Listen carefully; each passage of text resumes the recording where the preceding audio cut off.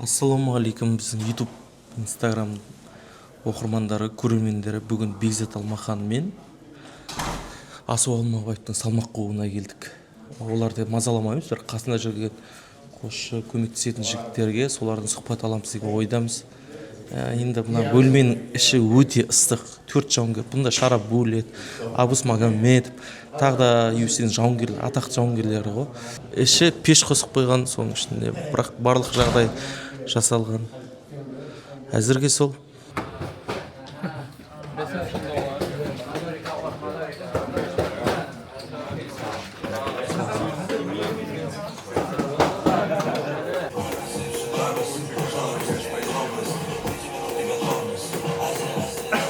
Мұнда тұрғандарыңызда мына жерде тұрғы мынау мұзғы UFC-дің жауынгерлері.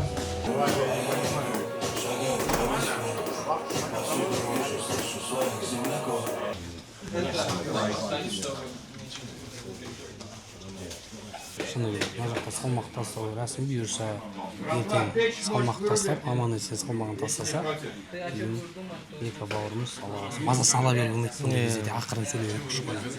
Өйткені көңіл күй болмай тұрады. Өзіңіз білесіз. Ана жерде де біраз неге? Пеш қосып қойды. Пеш қосып тұр. Ыстық боп тұр, құрметті барлар. Алып соқтың командасына ризамын. Осылай кіріп, сіздерге барлығын көрсетіп, бұны көзбен көруден бөлек қой. Біз бер жағынан бойды ғана көре саламыз. Бұдан кейін восстановление деген бар. Бұның барлығы үлкен бір ғылыми дүниелер бар.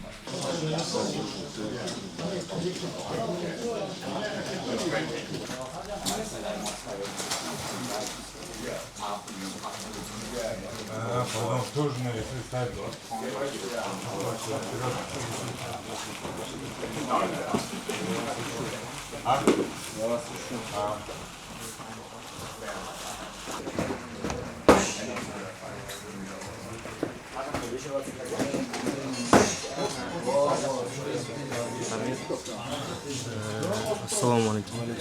Қалай болып жатыр? Шай түсіп жатыр ма? Қанша килограммдай қалды? 3 қалған ғой. 3 килограмм.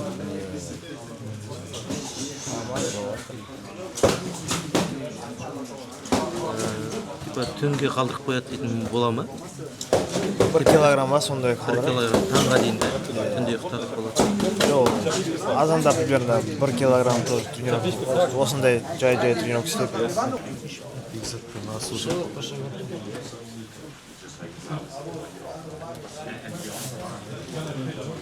Оны түсіндіргеш. Не айтайын? Осы жайды, термон жайды салмақ түсіріп бастайды. Термо болғанда қазір салмақ қуады түскенше. Түспеген салмақтан ана ішінде отырып салмақ түседі. Терлейді, терлеген соң салмақ түседі. Баня ғой да, сонда? Баня емес, типа пар ғой, пар сияқты. Солай түседі, салмақ түсіреді. Баня, бізде Қазақстанда білесің, баняға барады нетеді деген сияқты да. Осы жақсы ма, сол не жақсы ма, біздікі жақсы ма? Мынау дұрыс қой, по-любому ше. Қалай болып жатыр? Салмақ қуып, әзірше салмақты жамай бастадық қуды. Қазірше жоспар бойынша болып жатыр. Көреміз әлі. Әлі ұзақ уақыттай боламыз ғой осында. Негізі әдеттегідей жұмыс қой. Бірінші жекпе-жек емес, бірінші рет салмақ қуып жатқан жоқ. Жоспар бойынша бәрі жақсы болу керек. Қазақстанда қуғанмен, осы Бакуде қуғанның, басқа жақта қуғанның айырмашылығы бар ма, әлде бірдей ме? Салмақ қуған негізі бәрі бірдей. Осы UFC-де енді бәрі қолайлы, бәрін дайындап қойған. Әдейі көздерін көріп отырсаң, кішкентай мобильный сауна алып келіп қойған. Ары-бері моншаға барғандай етпейсің, бәрі қол астында, жақын-жақын, тез-тез. Ол енді UFC-дің жоғары деңгейі. Әдеттегідей болып жатыр ғой, план бойынша. Жоспар бойынша бәрі жақсы болып жатыр. Енді көрерміз әлі. Енді бастағанымның жақындағаны әлі жоспар бойынша бәрі жақсы болу керек деп ойлаймын. Америкада басқа жақта болса азғантай адам болады қасында. Мына Баку, Қазақстанның қасы болғасын барлық жігіттер қасында жүрді, жақсы ол. Әрине бүкіл команда болып қасында қолдап, көмектесіп өзін көріп отқаны бір емес бірнеше жігіт болып бәріміз көмектесіп жан-жақты. жауынгерлік күш қуат береді ғой. Әрине күш қуат, қасында өзімен бірге тренировка жасаған қанша кісілер қасында болса қолдап, салмаққа да ертең жекпе-жекте де жақсы болады.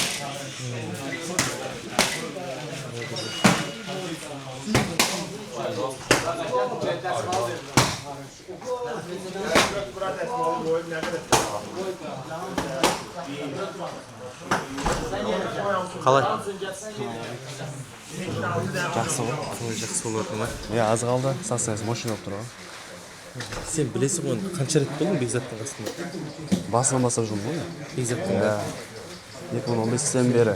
2015. көңілге қалай, не істеу керек, бәрін білесің ғой сонда да. Бұйырса. Бұйырса салмақтан өтіп алсақ, дальше жейміз ғой иншалла.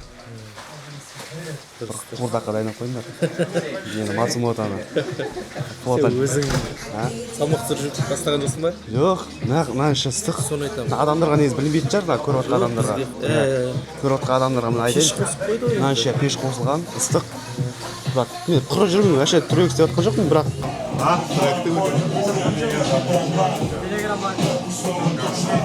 тұттан қойып отыр.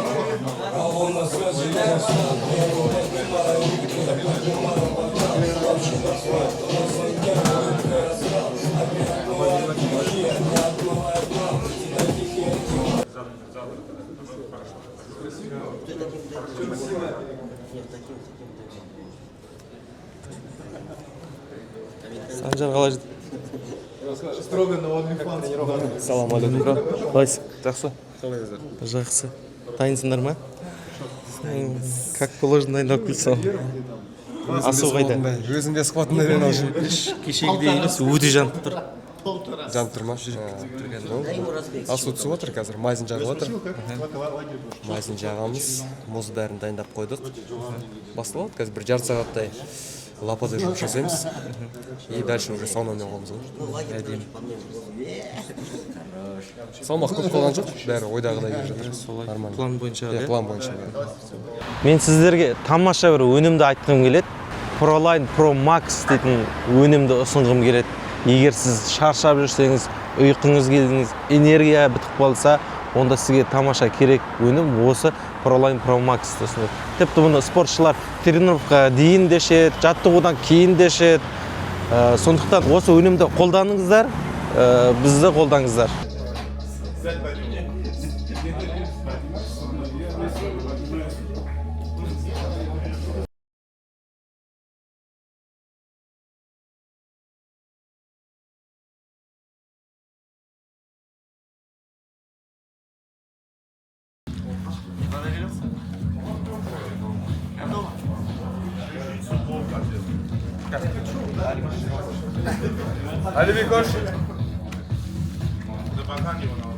Астына шығып отыр ма?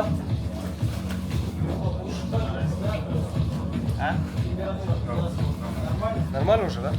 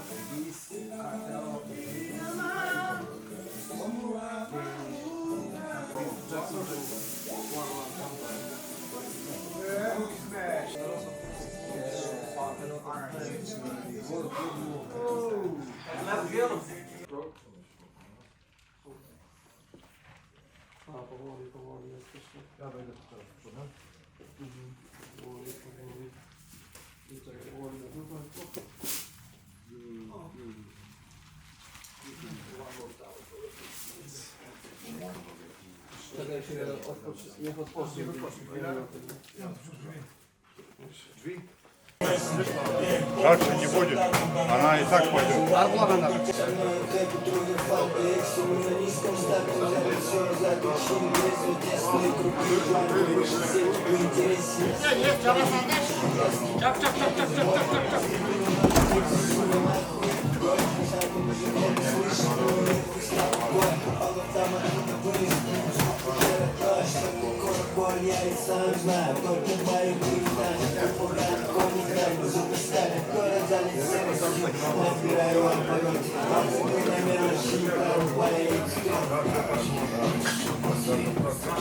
Құрметті біздің көрермендер, біз жаңа ғана салмақ өлшеуден шықтық. Бекзатта кішкене салмақ қалды. Және Асу Алмабаев салмақ қуып жатыр. Салмақ қуып болды десек те болады. Бұл жерде шара бөлетті қуып жатыр. Шара бөлет енді примерно 1 килограммдай қалдырып қойған еді. Оны бүгін қуып салмақ ойда. 85 болдық біздің көрмекше. Салмақ қуып кішкентай бөлмеде болды ғой. Соның ішінде қанша 4-5 жауынгер қуып жатты. Бұнан қызық бол, шара бөлеттің тренері бізді қуып шықты олай айтқан кезде. Кетіңдер, Эдуард ағайға да айттым, сен адамдарың ба, сен қуып шығыңдар, кетіңдер деп. Олар өте шаршаңға, сондай ашушаң болады. Бізде қатты сұраққа Асуды, Бекзатты мазалағымыз келген жоқ, өйткені олар енді бұл жекпе-жек соңғы сәт қалды, яғни біз сіздер жазуы мүмкін, неге Бекзаттан, Асудан сұхбат алмадыңыздар деп. Өйткені біз оны мазалауға болмайды. Тіпті камера көрсетуге лишний бір артық нәрселердің бәрі оның жүйкесіне әсер етеді. Сондықтан жекпе-жектен де ауыр дейді, салмақ қуу өте қиын болып жатыр. Таңертең бұйырса көреміз, қалай болады, кім қанша болады, сіздерге ақпаратты береміз. Бізбен бірге болыңыздар, лайк, комментарий жазыңыздар, бізге тіркеліңіздер. Бізді осымен қолдай аласыздар сіздер, қазақша көріңіз. Мен сын түзелмеймін, мен түзелмейді. Сындарыңыз болса, жазып отырыңыздар, бізбен көтереміз. Рахмет. Ассалаумағалейкум біздің оқырмандар. Қазір ұйқымыз қанары қанбастан қайтып осы гостиницаға келдік. Сағат дейтін біз 7:30-да келіп алдық. Үшінші күніміз былай ұмытып қалдық. Бүгін салмақ өлшеуге келдік. Таңғы 7:30-да келдік. Содан қазір болып жатыр. Мұнда барлық журналистер келді. Бізде салмақты Бекзат кішкене граммдар қалды, соны қуып жатыр деп түсіндім. Ал Асу толықты түнде аяқтап тастады. Асуды бүгін көрдік түнде, таңда. Әзірге осындай. Жақты кешеде көрсеттім ғой. Мына салмақ өлшедім. Әзірге сол. Бүгін біздің Қазақстаннан болады ғой, да? Түсірсем. Самый номер 1 фотограф. Аянский Инстаграм. Что там, как ты? Өзің удобно, айта бер, сөйлей бер. Ассалаумалейкум, Баржиға. Меня зовут Аян. Я вот приехал на UFC Баку, это мой 4-й ивент. До этого снимал в Абу-Даби, в Майами, также в Баку. И вот это 4-й ивент в Баку. Сейчас будет церемония взвешивания, и вечером, как вы знаете, будет уже официальная церемония уже для всех болельщиков. Сейчас она закрыта для СМИ. Да, желаю нашим бойцам Асу Алмабаеву и Бекзату Алмахану только победы, будем болеть за них. Сегодня я вижу уже, что большая армия приехала наших казахстанских и болельщиков в городе видел, и в целом медиа. Я очень рад, что наши медиа развиваются и тоже посещают такие большие мероприятия. Вот ребята из Алапсох тоже приехали впервые, да, в первый раз? Да, дебют у нас. Дебют, да, поздравляю вас тоже с дебютом. Спасибо. И желаю, чтобы вы в дальнейшем также классно освещали все эти мероприятия. И не только там где-то в Абу-Даби, чтобы были, и чтобы мы вас увидели в Америке. Спасибо, брат, от души. Шина сондай тамақтары.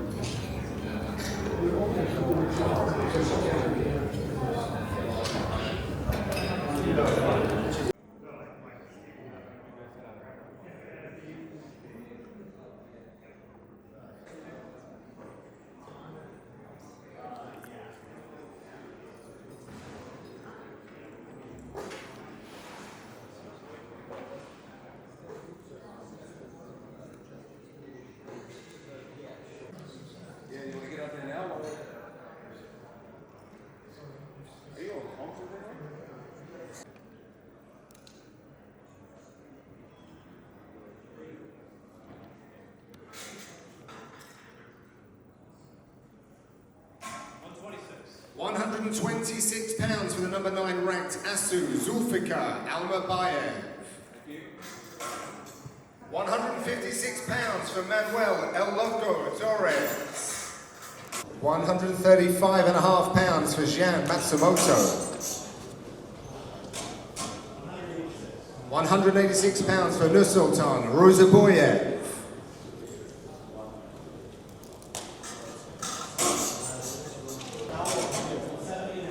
170.5 pounds for Danil Donchenko.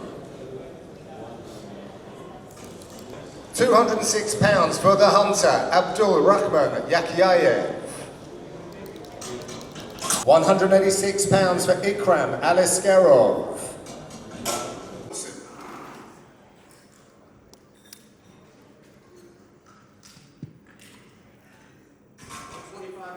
125.5 pounds for Charles Inergy Johnson.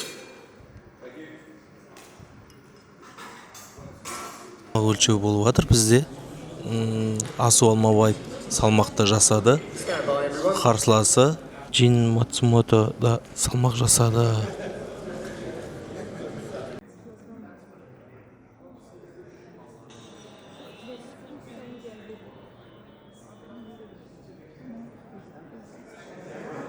Бірінен соң бірінші поток кетті.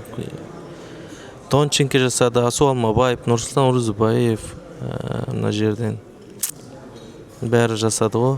Бекзаттың қарсыласы Чарльз Джонсон да жасады. Мишель Перейра, Икрам Алискеров жасады. Мына жерде Шарабулет келмеді, Физип келмеді, соны күтіп отырық. Менің ойымша мына жерде Аян осы не істейді сияқты да? Андай біртіндеп жүрмейді. Ана жерге бәрін жинақ қояды сияқты боецтерді, типа кто придет и сразу екінші потокты да солай жасайды сияқты. Не, мне кажется, они некоторые до сих пор там у себя в номере, Мы уже в отеле, спускаются сюда, кто по готовности, и проходит процедуру. Потому что я видел только что Донченко уже уехал, собрал вещи. Да. Біздің кімде уже восстановление жасайды. 156 pounds for Rafael Ataman Fiziv.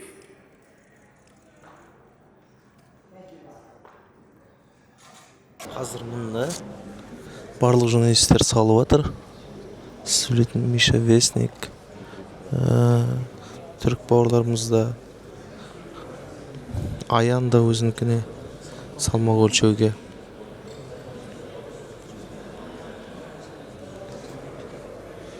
О, кетті бір фото.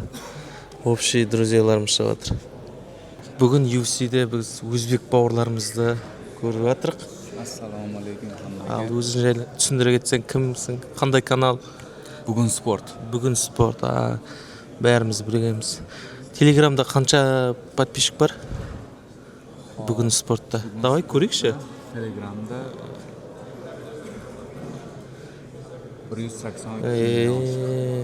Бұрын қандай болды? Бұрын болды да? Ранче. Qancha yil bo'ldi? Necha yil bo'ldi? Bu akkaunt ochilganiga где-то 3 oy bo'ldi. Bu yangi Бұрын eski akkauntimiz 1 millionga. 1 million болды. Сол кетіп қалды ма? Бан берді ма? Ha. Ozgina ban bo'lib, qolgan bo'lib, bu yangi akkauntimiz. И сразу 200 мың да почти да? 2 oy bo'ldi. 2 айда? Сен атың кім? Abduvali. Абдулла, сен неде жұмыс жасайсың ба? Жұмыс жасайсың ба? Работаешь? Да. Где он? Основатель кто? Основатель Farruh Muhiddinov. Ол Өзбекстанда да? O'zbekistonda. Рузбаев қалай? Ruzboyev yaxshi. Не айтасың? Салмақ қалай болды деген сияқты. Vazn tashlash jarayonimi? Иә. Yaxshi bo'ldi. Qiyinchilik bo'lmadi ularda. Жеңеді деп ойлайсың ба? Xudo qolsa, Қалай? Nursulton Ro'ziboyev shu birinchi raundda nokaut bilan. Жалпы ненің ММА-ны білеміз ғой. Өзбекстан ММА енден дамып жатыр ғой. Не айтасың? Бір-екі ауыз сөз айтшы. Өзбекстан ММА туралы. Басқа қандай жігіттер шығуы мүмкін Өзбекстаннан UFC-ге? Xo'p, hozirgi paytda bizda Doston Bozorov bor, Oktagon Liga chempioni. va UI Warriors chempioni Xotan Boynazarov bor. Yana ko'p bizada UFCda tayyor turgan jangchilar ko'p UFC uchun. Ramazan Temirovning bo'lajagi jayida ne aytasiz? Ramazon Temirov jangi Abu Dabida bo'ladi 26-iyulmi shunaqa edi, 26-mi 27-iyul. 1 yil tanaffusdan keyin g'alaba xudo xolsa. So'sin tag'da bir suroq Erkebo'lan To'xtar jayida. O'zbekistonda shunmen barlig'i taniydi-da. Erkebo'lan Zvezdada. Yaxshi, sport muxlislari tanishadi. Былай Erkebo'lan jayida, былай O'zbekistonning былай xalqi, narod qanday ko'zqarashda? Erkebo'langa? Jomon yaxshi. Yo'q, yaxshi. Biz nima desa bo'ladi bani? Birimiz O'rta Osiyo har doim bir-birini shou ekan bilasizlar-da. U endi sport bu, shou o'z yo'liga u birga bo'lish har doim birinchi o'rinda. Aql bo'lish. Tomosha. O'sha yaqinda tag'da UFC burun Qozog'istonda o'tadi deb жатырған-го. Endi O'zbekistonga o'tadi deb anglamalar chiqdi yaqinda-da. Sol turgan ne aytasың? Ras o'tirik. Biz ham kutyapmiz, shunaqa yangilik bo'lishini O'zbekistonda o'tadi, rasman deb e'lon qilinishini, lekin shunga harakat bo'lyapti. Ya'ni o'sha O'zbekistonda UFC turniri o'tkazish reja qilinyapti. Mana endi men o'zimiz jayli so'raymiz. Qozoq MMA jayli aytalasizmi? Boshqa qozog'skiy MMA. Qozoq MMA. Общий барлығы бар. MMA haqidami? Даму жағынан, не жағынан? Zo'r, qozoq MMA yaxshi.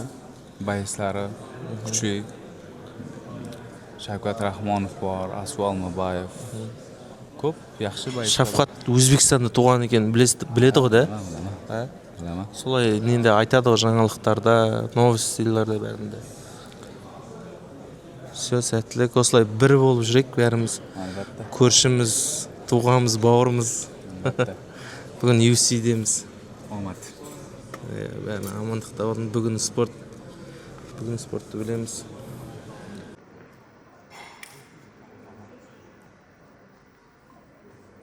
Alright, so next fighter making his way to the scales in the UFC bantamweight division. This is his 4th UFC fight and he's running at 92% finish rates. Please welcome Beksat Almahan.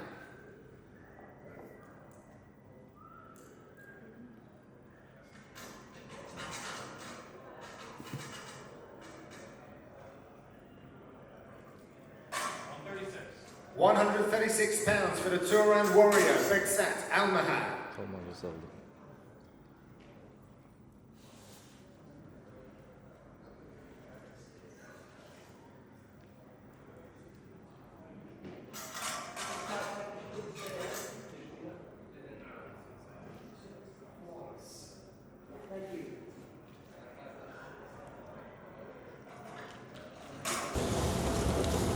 Салмақ өлшеу бітті.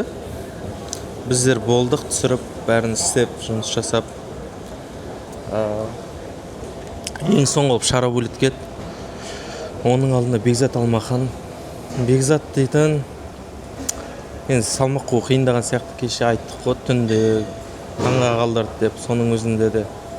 Енді ондай спортшының несінде болады. Спортшының ол өзіне ойлансаң, қанша жерден сенің характер берсең де, қанша жерден не болса, сенің организмің саған өзің миыңа, сен характеріңе бағынбайды ғой.